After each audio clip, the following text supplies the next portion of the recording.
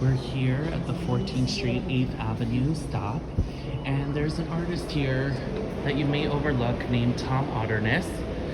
I'm not going to talk much about him because it's a story about him being an asshole. And I used to look up to him, and you see, again, you have his sculpture all over the station. So you have more of his work.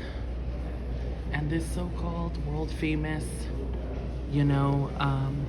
sculptor, when I was 18, told me in an email within 10 minutes, I don't have time for below average people. After I found out that his studio was in the Lower East Side near where I grew up.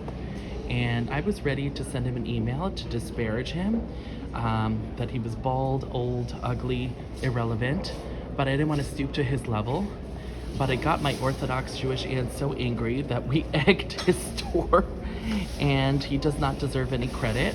And there was no proof that any eggs was harmed to this production. No, but we wanted to egg his store because it got them so enraged and they know nothing about the arts. And, people don't know much about his work.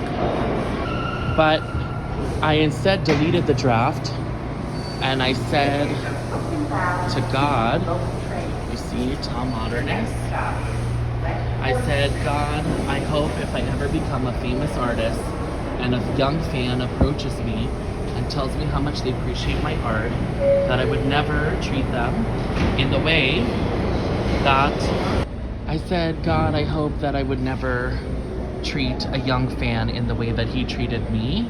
And they say don't meet your idols. Susan Sarandon is another of them. I'm not going to go into that because that's free promo for her. And, treat everyone with respect, because one day you're on top and the next day you're on the bottom. So, Tom Otterness, boycott, don't support. His time is over. Zhizhe is going to have an awakening.